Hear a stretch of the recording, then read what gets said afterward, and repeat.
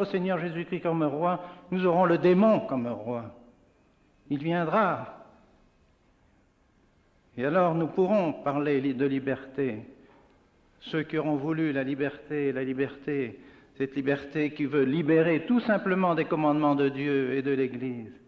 Une libération. On a voulu se libérer de notre Seigneur, on aura un autre prince qui viendra nous apprendre la liberté.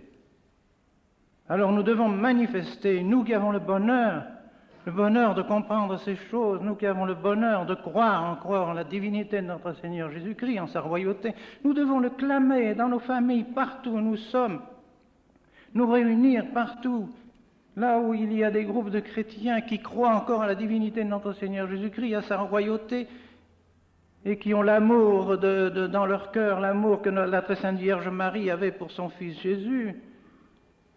Eh bien, ceux qui ont cet amour-là, qu'ils se réunissent et qu'ils tiennent fermement, sans hésiter. Ce sont eux qui sont l'Église. Ce sont eux, ce ne sont pas ceux qui détruisent le règne de notre Seigneur.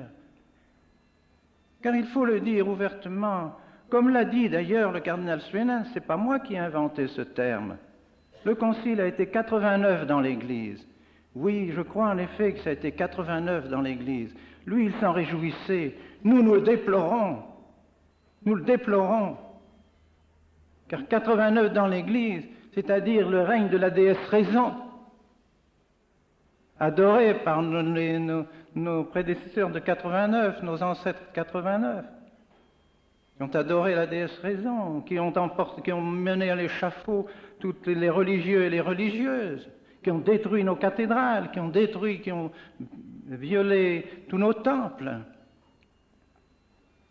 Bien, est-ce que cette révolution à laquelle nous assistons n'est pas pire que celle de 89?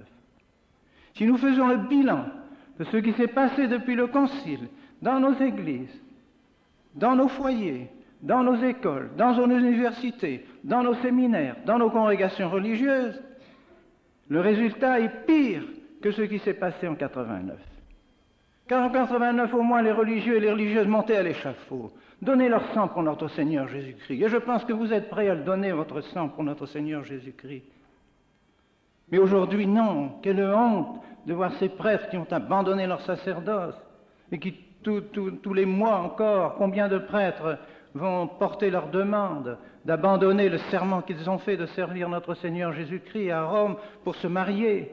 Et au bout de 3 semaines, ils ont la permission de se marier. Est-ce que ce n'est pas pire, ce qu'il ne vaudrait mieux pas qu'ils montent sur l'échafaud, ces prêtres, pour affirmer leur foi en notre Seigneur Jésus-Christ, au lieu de l'abandonner?